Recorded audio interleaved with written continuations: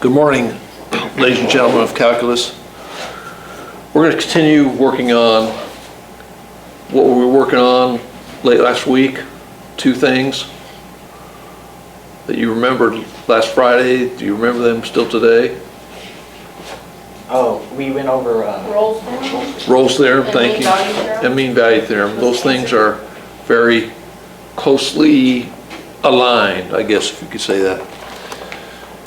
Okay, I want to go over example 4 with you because you see in there the type of function that we haven't seen before, which is a trigonometric function.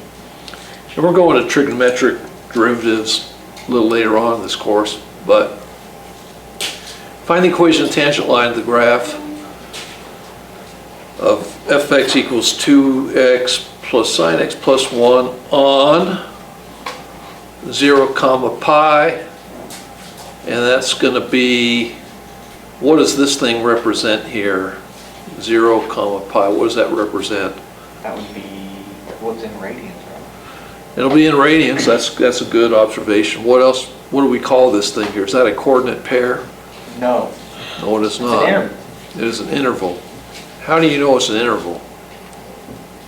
It looks like a coordinate pair to me. What gives you the context that lets you know, Aaron, which you correctly ascertained that that is an interval, not a coordinate pair? Are you asking what? Yeah, asking me. I answered the He first said one. Aaron. Yeah, it said Aaron, first of all. Oh, you're asking me specifically? Yes, well, Oh, I have no idea. Apply. I don't know. the pi I maybe? just know it's supposed to be an interval because it's... Yeah, okay, I think, Gavin, that's a good observation. The pi is usually, you don't see that as part of coordinate pairs, so that's a good observation, Gavin, good job. Another thing is this word on, and it says at the point. Well, the point, and so if that's a point, then how is this going to be a point also, right? And so there are little clues that could let us know that. And so let's go ahead and apply this. We're going to apply the mean value theorem, so it's confirmed by calculator. How do we find the equation of that tangent line at the point, which is the solution of the mean value theorem? What do we do first on this thing? Okay.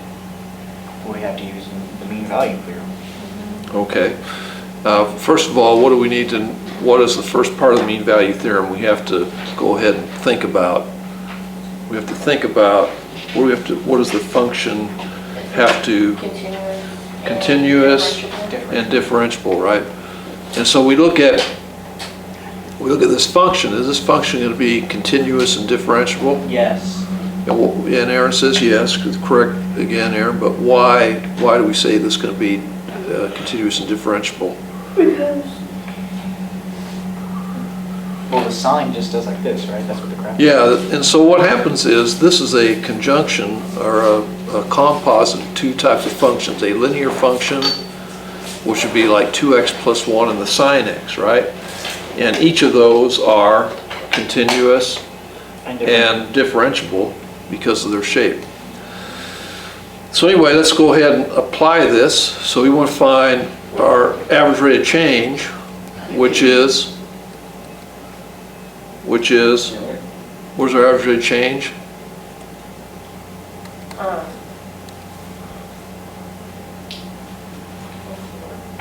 Okay, average rate of change. Oh, that's f of b.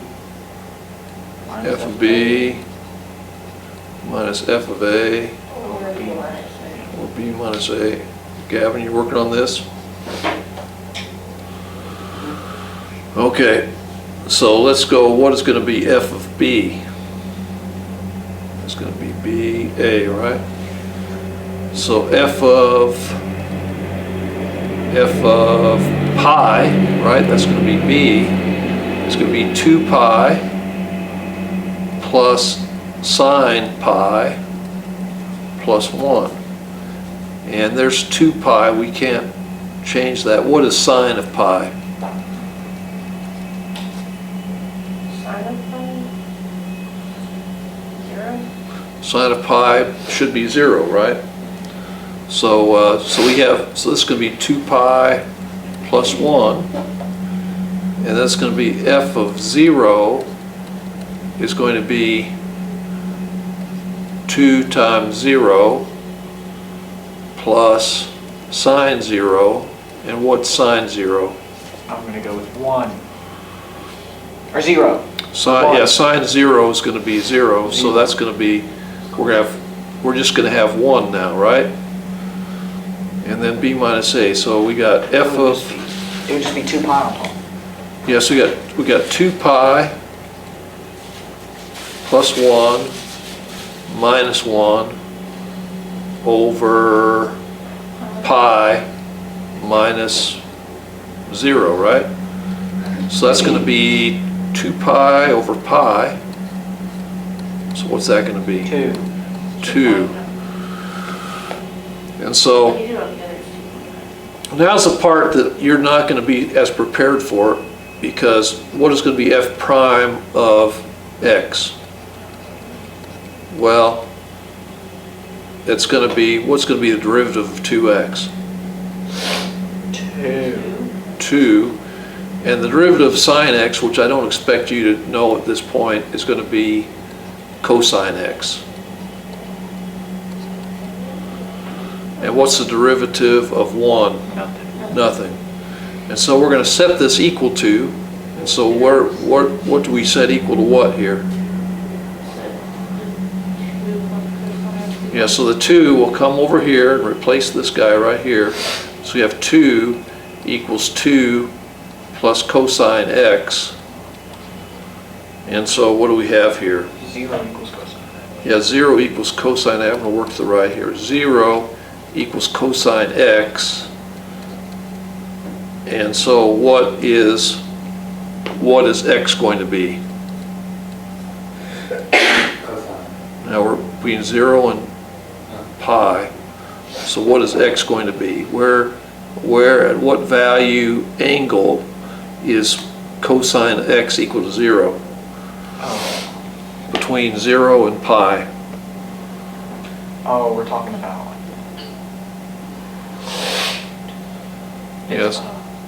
So what you have here is you got this gets us back to trigonometry last year. Okay, you got a unit circle, for instance. Yes. You got 0, pi, and then it comes here, we got pi over 2 up here, and we got, what is x equal to? Well, if the cosine is 0, So we get cosine is x. it'd be pi over 2, right? Yeah, it'll be pi over 2. So x is equal to pi over 2. So that's our x value, or that's our value that makes the thing. So what's the solution? What is the equation of the tangent line? And so that's going to be our slope, right? So that's going to be our m of t, and we have our point already. Let's see, we got to plug that back in. Wait a minute. It's f of x, and so we know that's the x value where f of x equals.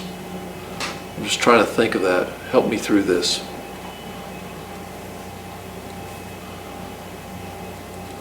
That's pi over 2. Is that going to be our m of t? No, that's the x value. That's the x value. That's 2, the x 2 value. would be the slope, right? Yeah, 2 is going to be our slope, because that's going to be our f prime. That's right. So m of t is 2. Yeah, thanks for helping me out with that. So m of t is equal to 2, and this is our x coordinate, and we want to find our point. We got to find our point, plug that in. So f of pi over 2 is equal to 2 times pi over 2 plus sine pi over 2. And what's sine of pi over 2? 1. 1 plus sine pi over 2, and that equals 1 plus 1. So we have pi, so that's going to be pi plus 1 plus 1, right? So pi plus 2.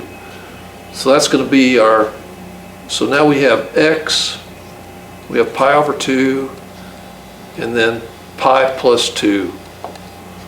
That's going to be our point. And so now we have, what is our equation going to be? Y minus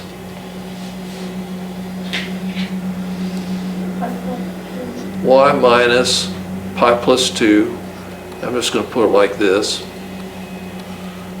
is equal to 2 times x minus pi over 2. Now, what was weird about this? It was in radians. Yeah, radians, and just the trigonometric ratio, also keeping track of things. Because what happens is, sometimes, like I did, you momentarily get distracted of what you're actually solving for. And you have to get back and think, and Aaron helped pull me back in here to make sure that I was straight on this. So that's what you have to do in these types of problems. You have to sort of think through this thing and be logical about it. And if you have the construct where you have the point and the slope and go towards filling those things out, well then you're on the track and you'll get someplace. Okay, next I want you to do this one. It's going to be example 5. Why can't you use the mean value theorem? Oh, did we do the calculator confirmation on this thing? Confidence. Yeah, let's do that. So we got 2x plus sine x plus 1. 2x plus sine x plus 1. The slope should be 2. Pi over 2. 2x plus sine x plus 1.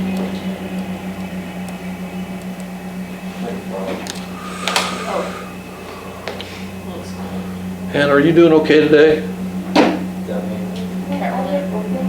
So she's like she's awake.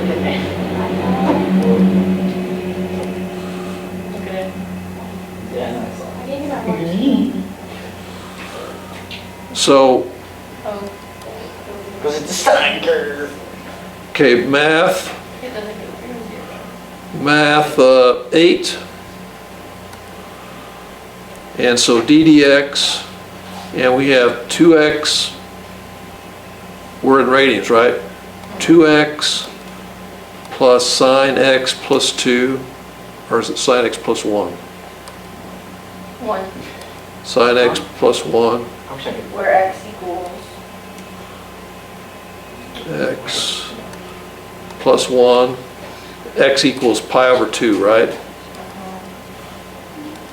So I'm going to put pi I got 2. over 2. Is that right? Is that supposed to be right? Should get, you got 2? Yeah, Yeah. 2. Okay, so that checks out. And then if we graph the thing, we can look at it. 2x plus sine x plus 1. 2x plus sine x plus 1. And then we graph the thing, we look at this, zoom 6, and that looks kind of wild, doesn't it? Yeah. But if we go to, Is that anywhere close? we should get a slope here at, well, remember we had, well, let me do this. Window, 0, so 0 to pi, so we'll go 0 to pi, and then I'll go 0 to 5. We should be able to see it pretty well, I think. Yeah, 0 to pi, well, almost. Let's do this. Just give me another more window to the upside. Okay, so if we go ddx, second trace, intersect, well, what was the what was the equation that we had there? It was, well, no, I don't even want to put that in because it's too big. So d dy dx, and if we go to x equals, is that what's going to be pi over 2? Is that about, that's about pi over 2. Let's isn't it? divide pi by 2. I got it. 1.57079. Yeah, that's exactly it. So you press enter, we get 2, exactly. So, yeah. So it happened the way the window was set, it's set right in the middle, so that was a perfect setting for it. Okay, now we go here. Now we're asked the question, why can't you use the mean value theorem for fx equals x to the power of 2/3 on negative 1 to 1? Why can't you do that? Oh, I'm going with the graph. Yeah, the graph does help you out with that. Oh, what the heck? I have it already. You need to get like a shot collar, and every time you see me on it, it's No. That's like how I used to draw birds. Okay, yeah, Is it not different? Kylie says it's the way you draw birds. X to the power of 2/3. Is it not continuous? And let me show you this. And one way to think of it, I want to tell you how to kind of think of this. So x to the power of 2/3. And we graph this. And I'm going to press zoom 6. Get this. So it's the way Kylie says she used to draw birds. So what do we know about this function just by looking at it? It is not. Oh, it has like a, it's not like curvy. Yeah, it's not curvy. So it's at a corner here. Corner. It's at a corner or cusp of corner. So what happens is we're not going to be differentiable there. Yeah, and it has to be continuous differentiable. Yeah, I mean, like- and what else would tell you from the equation this is not going to be differentiable? What's going to be your derivative of this thing here? Oh, like 2/3 x. Now, what's your derivative going to be? That's going to be 2/3. F prime of x is going to be 2/3. It'd be 2/3. 2/3 x to the negative 1/3, right? And what is that going to be? That's going to be 2 over 3 cube root of x. Okay? So this is the derivative. Do we have our derivative defined where x equals 0? No. No, we don't. So that's another aspect of not differentiable. So we can tell from either way. Now we're going to go to these exercises. Okay, these exercises here, you see where it says Rolle's and mean value theorem homework? You see that? What I want you to do is this first set here, I want you to do these problems 1 and 2 here Okay. on, it's Rolle's theorem essentially. Mr. Durham, can I ask a random question? What is that? How is infinity invented, like the concept of it? Like, when did that come around? How was infinity invented? Man, I don't know exactly what it is, but the thing about it is that since infinity was invented and conceived, there have been different levels of infinity also, like depending on how fast infinity is being reached and so forth. I don't really know how it was done, but the thing about it, if you think about it, calculus is only made possible through the concept of infinity applied, because infinitesimally is how you shrink your limits down to infinitesimal size, which is infinitely small, and then having an infinite number of the rectangles for the integral calculus. So I don't know exactly who did it, but it seems to me it would have to be done before calculus was invented. So like, if I went to like show some like ancient like Greek mathematician, infinity would actually blow their mind. Yeah, probably so, but I think it might have been the concepts of the Greeks that actually that sort of developed it, because you had like people like Aristotle and Pythagoras who There was somebody who worked on limits, some Greek guy who really worked on limits and helped figure out. But so that's a good question. I don't have the answer to it right now.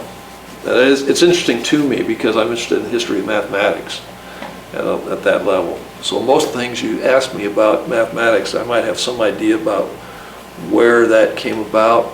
I know the time just probably had to be before calculus, but I don't know exactly when. So we'll put that question in a parking lot. And so right now, you're working on problems 1 and 2, right? Right.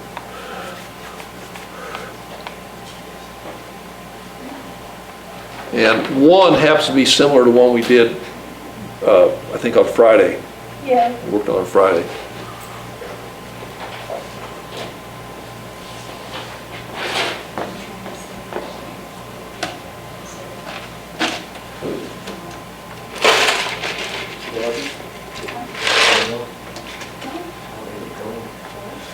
And what says find values, I assume they're talking about x values. Yeah.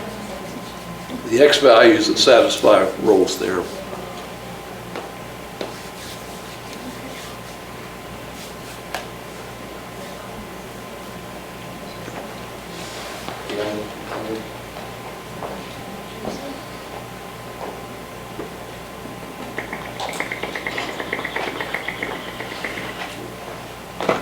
That was fun. I'm looking at, I don't even want to do it. I'll do it.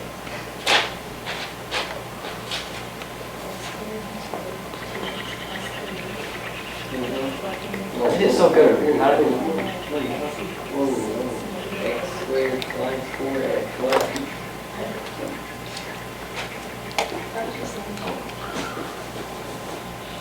Okay, for number 1,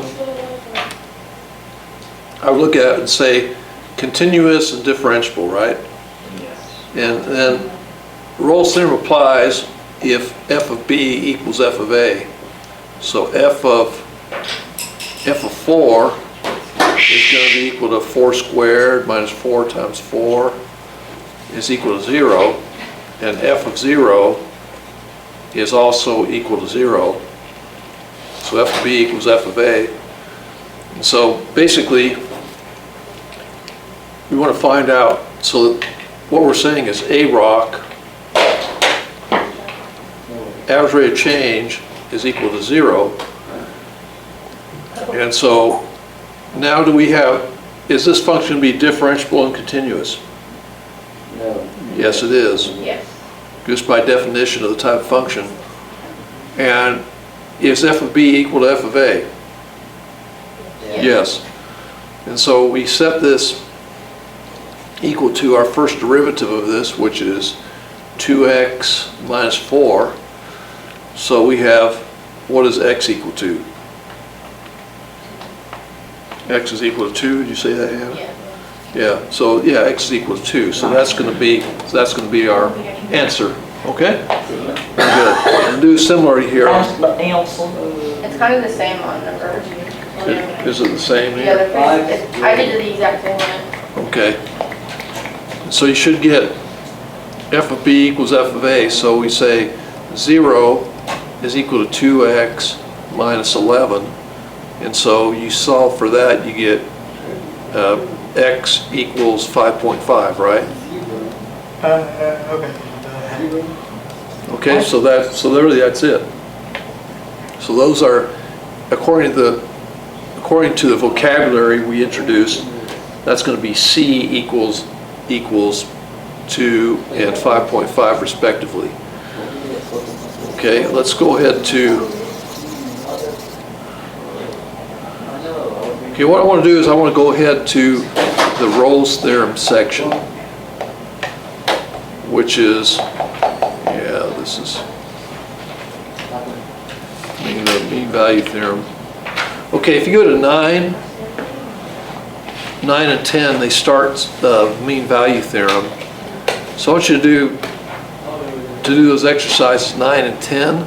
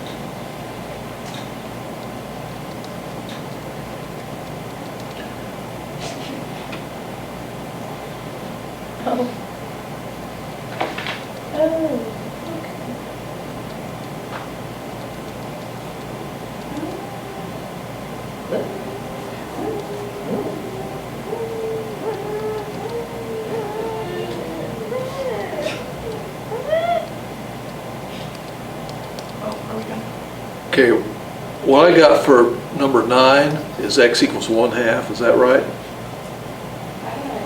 Yeah. I did it wrong earlier than you. Yeah. Oh, I did. So do similarly there, number 10. Oh, shoot, I have to do number 10, Mr. G. Yeah, go ahead. No way. Yeah, we're gonna have to work on turn.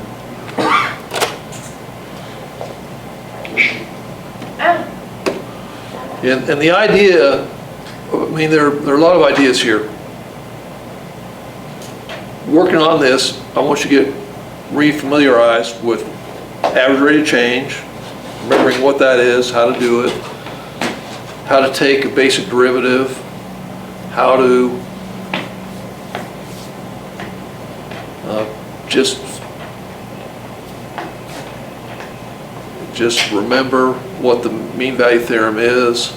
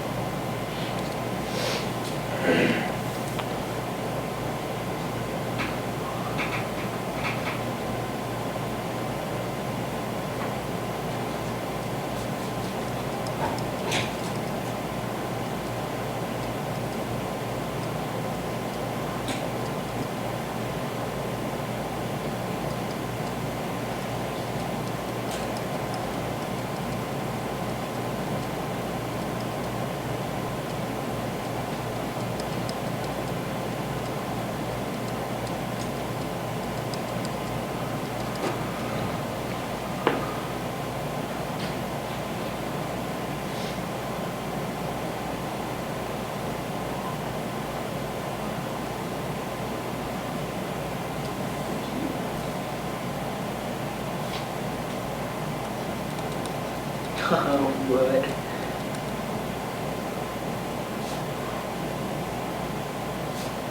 You got me tripping, Mr. G.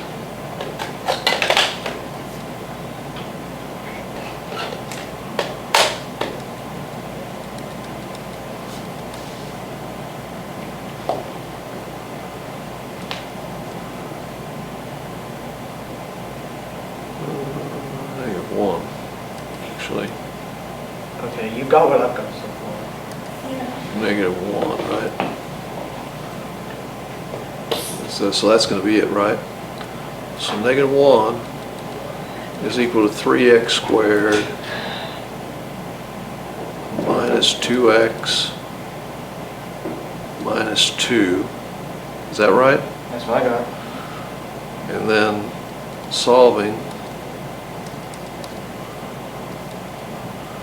so we get 3x squared minus 2x plus 3. Is that factorable?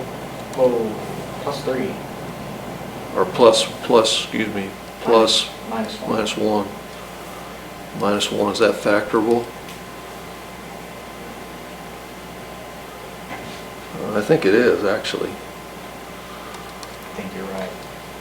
because we got 3x and x, and we got 1 and -1, so if that's going to be minus 2, It's minus 2 and the negative would go there. plus 1, Plus 1 minus 1? plus 1 minus, plus 1 minus 1, yeah. Oh, okay, yeah, I did it wrong. Plus 1 minus 1, let's see, that's going to be right. So that's going to be minus 3x plus x, yeah, so we get x, well, x is equal to 1, right?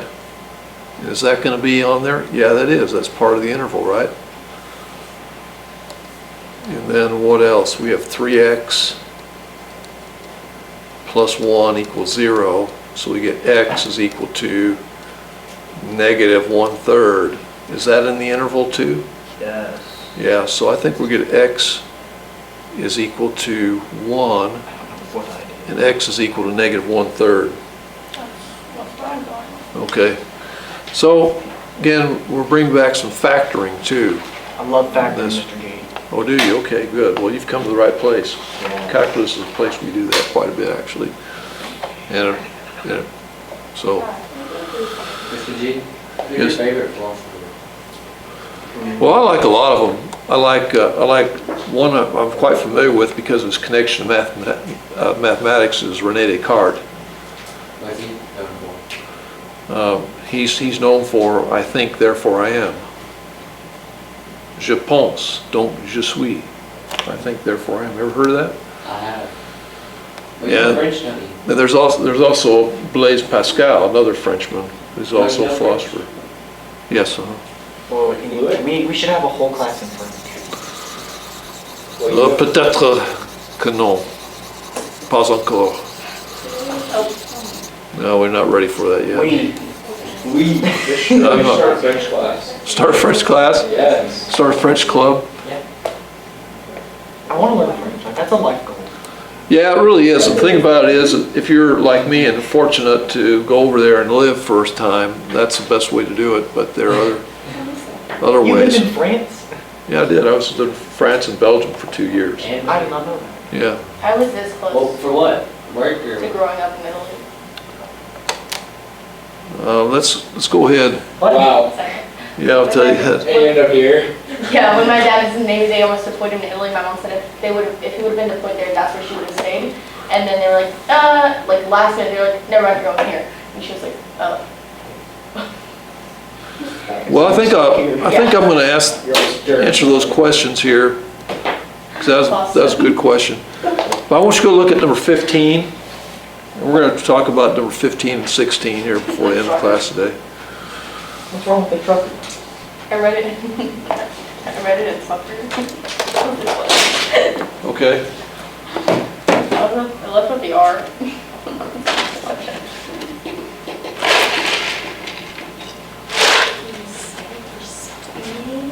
Why? Because he was going too fast. Because he was speeding. Yeah. You're welcome, Mr. G. Oh, really? Got my answer? Yeah. Locked in? What is your answer? Go He ahead. was, because he was going too fast. Okay, well, you have to demonstrate why. How do you know that? Because he got cited for speeding, Well, because so that means he was going too in fast. 2 hours, 159 divided by 65 is not 2. in 2 hours, you should only drive 130 Yeah. miles an hour if you're going 65. Yeah. He's going So if we 79.5 miles per hour. We take 159 divided by 2, we're going to get, what is that, 79.5? So how would you say that according to justify, you're a police person, you're justifying, You were going an average rate of 75 or okay, your average, okay, your average speed was 79.5 miles per hour. So, You had to be going over at some point. but you have to say according to what? According to the, Speed limit. no, Oh. according to what theorem? Oh, the mean value. According to the mean value theorem, you had to, Could you imagine getting a speeding ticket and a cop says, hey, according to the mean value. yeah, exactly. Had to be going at least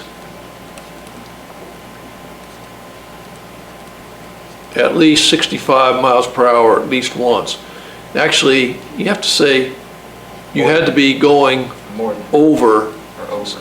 you had to be going over 60, actually you would say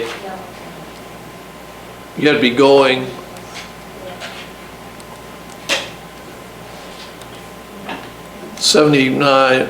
.5 miles per hour at least once, right? Yes.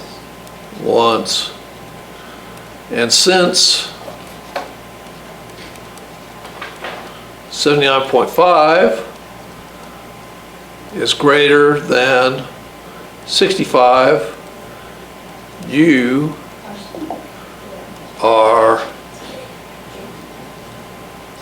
busted. Busted son. What's busted in French?